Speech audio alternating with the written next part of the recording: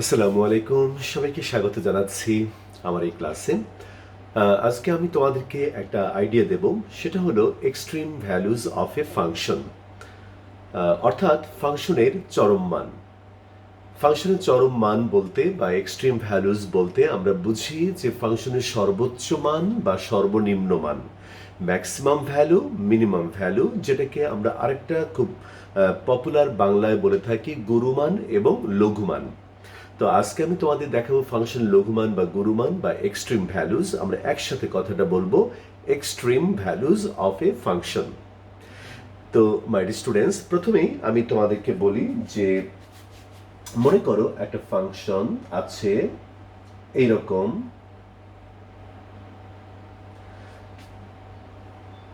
এরকম মনে করো একটা ফাংশন, এইরকম একটা ফাংশনের গ্রাফ আমি তোমাকে দেখালাম এবং এখানে আমি কয়েকটা ইন্টারভেলের কথা বললাম।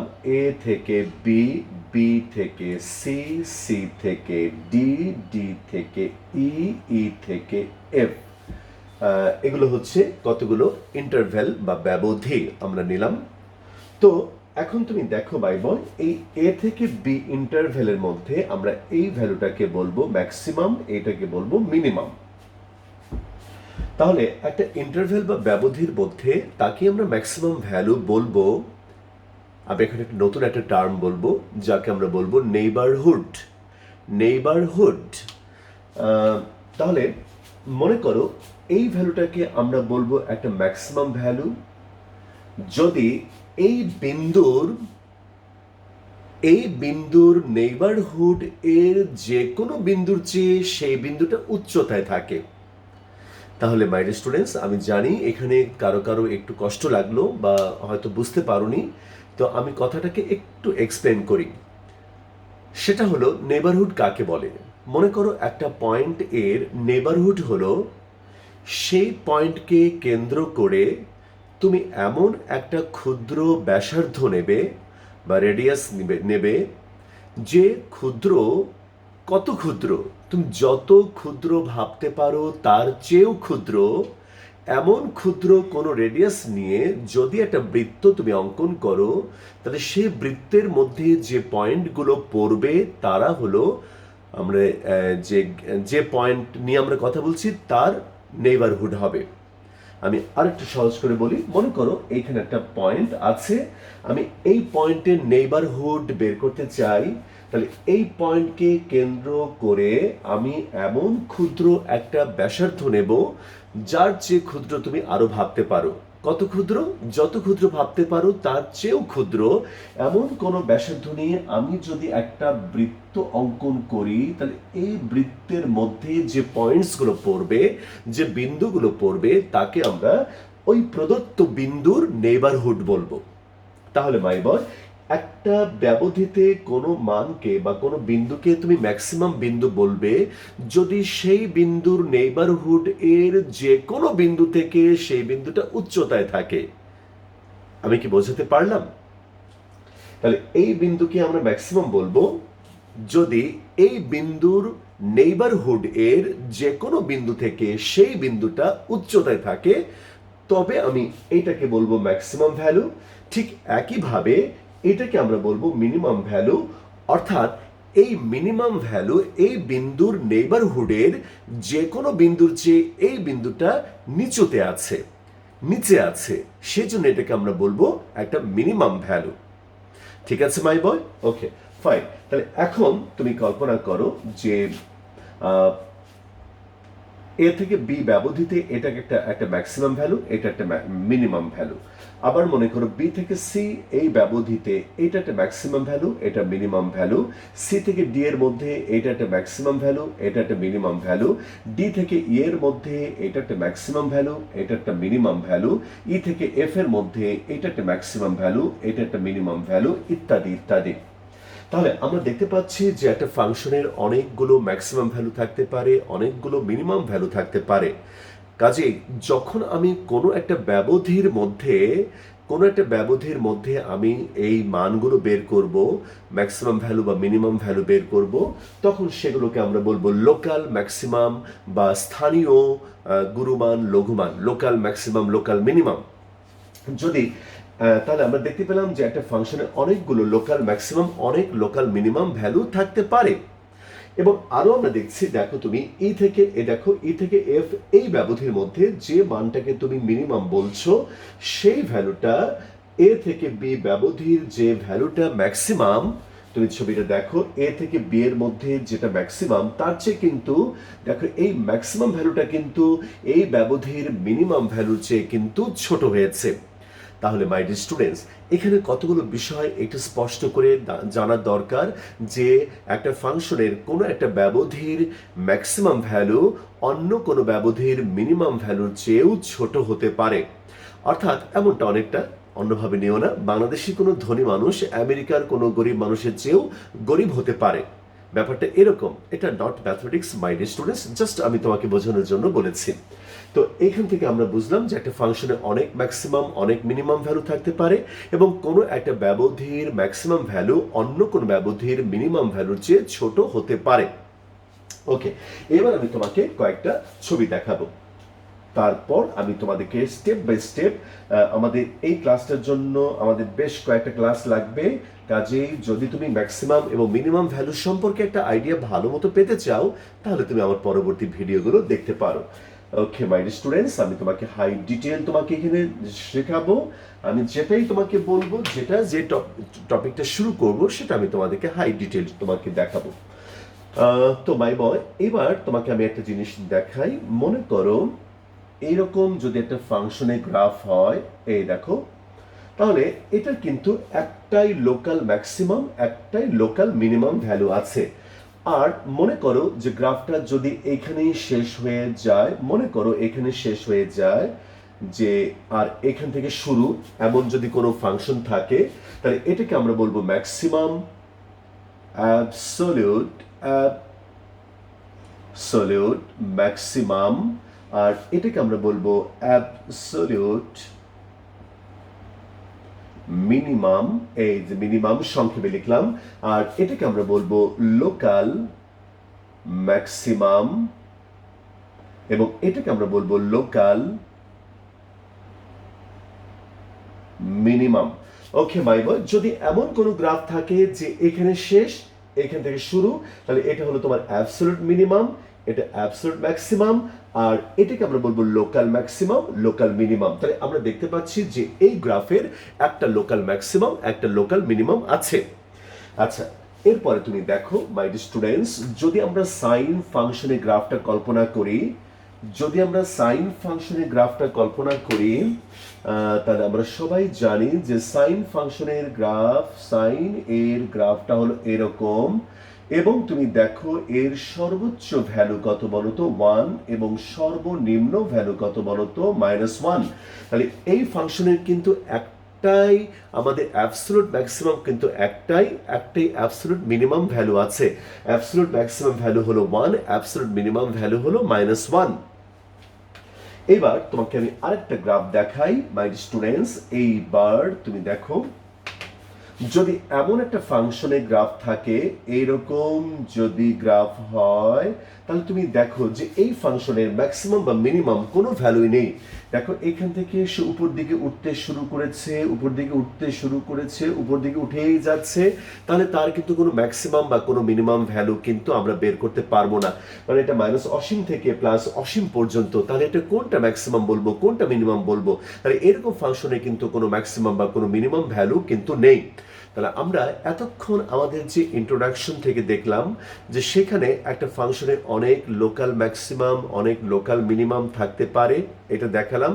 আবার দেখালাম যে কোনো ফাংশনে একটাই লোকাল ম্যাক্সিমাম, একটাই লোকাল মিনিমাম থাকতে পারে। আবার দেখালাম যে কোনো ফাংশনের একটা অ্যাবসলিউট ম্যাক্সিমাম, একটা অ্যাবসলিউট মিনিমাম থাকবে। আবার দেখালাম এমন একটা ফাংশনের ছবি যার কোনো ম্যাক্সিমাম বা কোনো মিনিমাম ভ্যালু কোনোটাই নেই। তাহলে মাই বয়, এটা হচ্ছে আমি ছবি দিয়ে তোমাদেরকে একটা ইন্ট্রোডাকশন বললাম।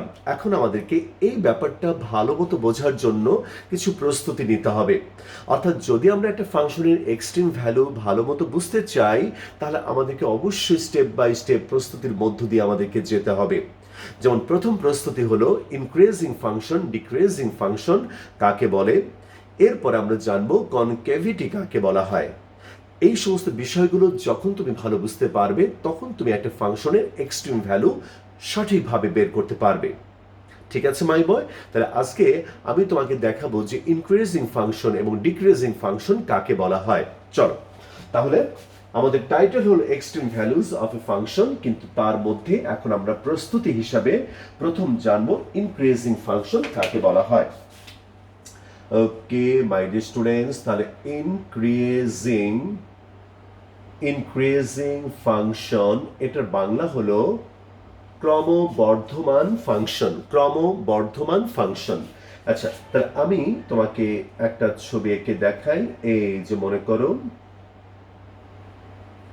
করো এটা একটা ফাংশনের ছবি, এটা হলো তোমার এ, এটা হলো বি। তাহলে আমরা ধরলাম যে এক্স এর ভ্যালু এ থেকে বি এর মধ্যে, এক্স এর ভ্যালু এ থেকে বি এর মধ্যে। তুমি খুব ভালো করে খেয়াল করো মাই বয়। তাহলে তুমি দেখো এখানে যদি এক্স এর ভ্যালুটা এ থেকে বি এর দিকে বৃদ্ধি পেতে থাকে, এক্স এর ভ্যালু যদি এ থেকে বি এর মধ্যে বৃদ্ধি পেতে থাকে, যেমন এইখানে একটা ভ্যালুর জন্য আমরা ধরে নিচ্ছি এই ফাংশনের নাম হলো y is equal to f of x, তাহলে এইখানকার ভ্যালুর জন্য ফাংশনের ভ্যালু হবে এইটুকু, মনে করো f of x। এইটুকু ভ্যালুর জন্য এইখানে হবে ফাংশনের ভ্যালুটা হবে, দেখো তুমি আগে ছিল এইখানে, এখন কিন্তু বেড়ে গেল। যদি এক্স এর মান বাড়ে তাহলে এইখানে দেখো ফাংশনের মানটা বেড়ে গেল এখানে। তাহলে এখানে এক্স এর মান এ থেকে বি এর দিকে যত বৃদ্ধি পাচ্ছে, আমরা দেখতে পাচ্ছি যে ফাংশনের ভ্যালুটা তত বৃদ্ধি পাচ্ছে। তাহলে যদি একটা ফাংশন এমন হয় যে এক্স এর মান বৃদ্ধির সাথে সাথে তোমার ফাংশনের মানও বৃদ্ধি পায়, তবে সেই ফাংশনটাকে বলা হয় ক্রমবর্ধমান ফাংশন বা ইনক্রিজিং ফাংশন। তাহলে এটা একটা ইনক্রিজিং ফাংশন। এখন আমরা এই ইনক্রিজিং ফাংশনটাকে একটু অন্যভাবেও এক্সপ্লেন করতে পারি। মাই ডিয়ার স্টুডেন্টস, কিভাবে এক্সপ্লেন করতে পারি তুমি এটা দেখো, যে আমি যদি এইখানে কোনো একটা বিন্দুতে স্পর্শক অঙ্কন করি, এই দেখো মাই বয়, তাহলে এই স্পর্শকটা এক্স অক্ষের ধনাত্মক দিকের সাথে আমরা দেখতে পাচ্ছি যে এই যে স্পর্শকটা আমরা অঙ্কন করলাম, এই স্পর্শকটা এক্স অক্ষের ধনাত্মক দিকের সাথে পজিটিভ অ্যাঙ্গেল তৈরি করেছে, দুঃখিত মাইবয়, সূক্ষ্মকোণ তৈরি করেছে, অ্যাকিউট অ্যাঙ্গেল তৈরি করেছে। তাহলে যেহেতু অ্যাকিউট অ্যাঙ্গেল তৈরি করেছে, তাহলে এই স্পর্শকের ঢাল হবে কি বলো তো দেখি? পজিটিভ। যদি এইখানে আমরা কোনো একটা স্পর্শক অঙ্কন করি, তাহলে তুমি দেখো এটাও কিন্তু অ্যাকিউট অ্যাঙ্গেল বা সূক্ষ্মকোণ তৈরি করেছে। যদি এইখানে কোনো আমরা স্পর্শক অঙ্কন করি, তাহলে সেই স্পর্শকও কিন্তু সূক্ষ্মকোণ তৈরি করেছে। তাহলে আমরা দেখতে পাই যে একটা ইনক্রিজিং ফাংশনের সকল বিন্দুতে অঙ্কিত স্পর্শক এক্স অক্ষের ধনাত্মক দিকের সাথে সূক্ষ্মকোণ উৎপন্ন করে, অর্থাৎ সকল বিন্দুতে অঙ্কিত স্পর্শকের ঢালটা কি হয় বলতো? অঙ্কিত স্পর্শকের ঢালগুলো পজিটিভ হয়। তাহলে মাই বয়, একটা ফাংশনকে কোনো একটা ইন্টারভ্যালে ইনক্রিজিং বলা হবে যদি ওই ইন্টারভ্যালের সকল বিন্দুতে অঙ্কিত স্পর্শক এক্স অক্ষের ধনাত্মক দিকের সাথে সূক্ষ্মকোণ উৎপন্ন করে, অর্থাৎ যদি সকল স্পর্শকের ঢাল পজিটিভ যদি হয়, সকল বিন্দুতে অঙ্কিত স্পর্শকের ঢাল যদি পজিটিভ হয়, তবে আমরা ওই ফাংশনকে ওই ইন্টারভ্যালের মধ্যে ক্রমবর্ধমান বা ইনক্রিজিং বলবো। ঠিক আছে মাই ডিয়ার স্টুডেন্টস? ঠিক আছে, তাহলে এইবার আমরা তোমাদেরকে দেখাবো। আবার দেখো ছবিটা যদি এরকম হয়, একটু খেয়াল করো, এটাও কিন্তু একটা ইনক্রিজিং ফাংশন। আমি তোমাকে ছবিটা দেখাই। এই বিন্দুতে অঙ্কিত স্পর্শকের ঢাল পজিটিভ, এই বিন্দুতে অঙ্কিত স্পর্শকের ঢাল পজিটিভ। এরকম তুমি দেখো যে কোনো বিন্দুতে অঙ্কিত স্পর্শক এক্স অক্ষের ধনাত্মক দিকের সাথে সূক্ষ্মকোণ উৎপন্ন করেছে। ছবিটা যদি এরকম হয়, তাকেও তুমি বলবে ক্রমবর্ধমান ফাংশন। এবং এটা আমরা অন্যভাবে ব্যাখ্যা করতে পারি যে তুমি দেখো এখানে এক্স এর মান যত বৃদ্ধি পাচ্ছে, আস্তে আস্তে ফাংশনের মানটা তত বাড়ছে, এক্স এর মান যত বাড়ছে ফাংশনের মানটা তত বৃদ্ধি পাচ্ছে। এই দেখো প্রথমে এইটুকু, তারপর বাড়লো, তারপরে বাড়লো, তারপরে বাড়লো, তারপরে বাড়লো, আবার এক্স এর মানও কিন্তু বৃদ্ধি পাচ্ছে। তাহলে এক্স যদি বৃদ্ধি পায়, ফাংশনের মানও বৃদ্ধি পাচ্ছে, তখন তুমি এই ফাংশনটাকে বলবে ক্রমবর্ধমান বা ইনক্রিজিং ফাংশন। ঠিক আছে মাই ডিয়ার স্টুডেন্টস? এবার আমি তোমাকে দেখাবো decreasing function. Okay my dear students, এইবার তুমি দেখো ডিক্রিজিং ফাংশন কাকে বলা হয়। আচ্ছা, তাহলে দেখো decreasing function. Okay my students, যদি আমরা একটা এরকম একটা ছবি আঁকি, আর মনে করো একটা ইন্টারভ্যাল নিলাম এ থেকে বি, তাহলে এক্স এর ভ্যালু এ থেকে বি। এবার তুমি খেয়াল করো, এর এক্স এর ভ্যালু যদি আমরা এ থেকে বি এর দিকে বাড়াতে থাকি, যদি আমরা ইনক্রিজ করি, তাহলে দেখো এই ভ্যালুর জন্য গ্রাফটা একটু কমে গেল, মানটা ফাংশনের মান কমে গেল। যদি এক্স এর মান বাড়াই তাহলে মান আরো কমে গেল, যদি আরেকটু বাড়াই আরো কমে গেল, যদি এক্স এর মান আরেকটু বাড়াই আরো কমে গেল। তাহলে যদি একটা ফাংশন কোন একটা ইন্টারভ্যালে এমন হয় যে এক্স এর মান বৃদ্ধি পেলে ফাংশনের মান ক্রমান্বয়ে হ্রাস পায়, এক্স এর মান বৃদ্ধি পেলে ফাংশনের মান যদি ক্রমান্বয়ে হ্রাস পায়, তবে আমরা তাকে বলবো ক্রম হ্রাসমান ফাংশন।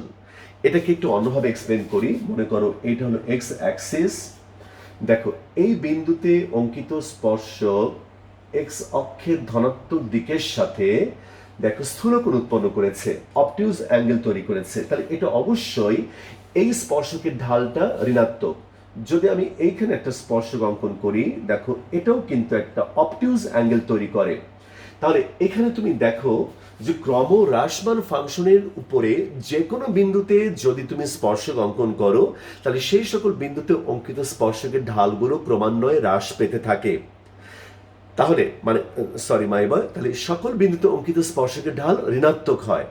তাহলে যদি একটা ইন্টারভ্যালে কোনো ফাংশনের উপরে যে কোনো বিন্দুতে অঙ্কিত স্পর্শকের ঢাল ঋণাত্মক হয়, তবে ওই ফাংশনকে ওই ব্যবধিতে বা ওই ইন্টারভ্যালে তাকে ক্রম হ্রাসমান ফাংশন বলে।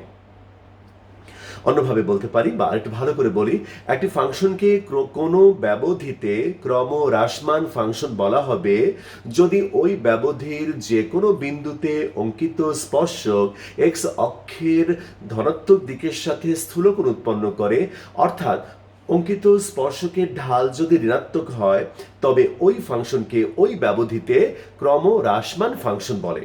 ঠিক আছে মাই ডিয়ার স্টুডেন্টস, তাহলে আজকে আমি তোমাদের দেখালাম ক্রম হ্রাসমান এবং ক্রম বর্ধমান ফাংশন কাকে বলা হয়। তাহলে ফাংশনের চরম মান বা এক্সট্রিম ভ্যালুস বোঝার জন্য এই আইডিয়াগুলো খুব ইম্পর্টেন্ট। তাহলে আমার মনে হয় যে একটু আমরা যদি পার্ট বাই পার্ট তোমাদেরকে দেখাই, তাহলে এটা হলো আমাদের এক্সট্রিম ভ্যালু অফ ফাংশনের প্রথম পর্ব, এপিসোড নাম্বার 1 বা ক্লাস নাম্বার 1 পার্ট 1। আমি কালকে তোমাদেরকে এটার উপর সেকেন্ড পার্ট ক্লাসটা দেব। তখন আমি তোমাদেরকে আগে শিখিয়ে নেব কনকেভিটি কাকে বলা হয়। এই কনকেভিটি বলার পরে দেন আমি তোমাদেরকে শেখাবো এক্সট্রিম ভ্যালুস অফ ফাংশন। একটু সময় লাগবে মাই ডিয়ার স্টুডেন্টস, একটু আস্তে আস্তে একটু খুব ডিটেল ভাবে আমি তোমাদেরকে এই আইডিয়াটা দিতে চাই। তাহলে মাই বয়, আজকে আমি এখানেই রাখছি। আমি আবার তোমাকে কালকে এটার পর আরেকটা ভিডিও দেব, সেখানে আমি কনকেভিটি সম্পর্কে আইডিয়া দেব। তাহলে মাই ডিয়ার স্টুডেন্টস, অনেক ধন্যবাদ এতক্ষণ সাথে থাকবার জন্য। আসসালামু আলাইকুম।